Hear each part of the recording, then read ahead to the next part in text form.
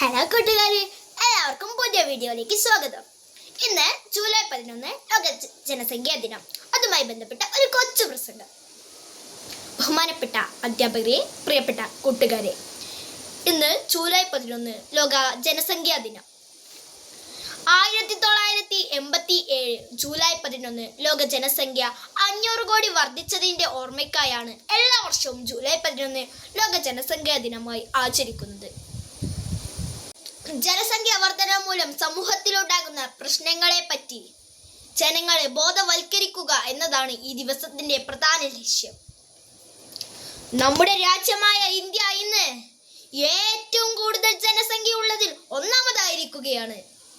യുവാക്കൾ ഏറ്റവും കൂടുതലുള്ള രാജ്യം എന്നതിൽ നമുക്ക് അഭിമാനിക്കാം. ജനസംഖ്യ വളർച്ച എന്നത് കേവലം അക്കങ്ങളുടെ മാത്രം കളിയല്ല, അത് മനുഷ്യ സാഹചര്യവുമായി ബന്ധപ്പെട്ടിരിക്കുന്നു.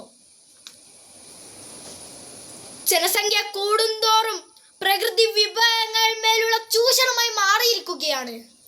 ഓരോ ജനസംഖ്യ കൂടുന്തോറും അവർക്ക് വേണ്ട ഭക്ഷണവും പാർപ്പിടവും തൊഴിലും വിദ്യാഭ്യാസവും ആരോഗ്യവും തുടങ്ങിയ മേഖലകളിലും പ്രതിസന്ധി ഉയർന്നു വരുന്നു. ഒരു രാജ്യത്തിന്റെ പുരോഗതി അറിയുന്നത് ജനസംഖ്യ വളർച്ചയിൽ നിന്നല്ല, ജനങ്ങളുടെ ഗുണനിലവാരത്തിലാണ്.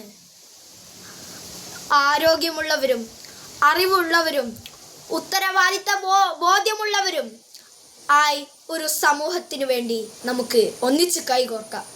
2026 16ാമത്തെ സെൻസസ് ആയാണ് ഇപ്പോൾ നടക്കുന്നത്. യുവാക്കളുടെ പ്രതീക്ഷകളും സ്വപ്നങ്ങളും ഇനി വരുന്ന തലമുറയ്ക്കായി സാധ്യമാക്കുക എന്ന് പറഞ്ഞുകൊണ്ട് എൻ്റെ വാക്കുകൾ ഞാൻ ചുരുക്കുന്നു. നന്ദി, നമസ്കാരം.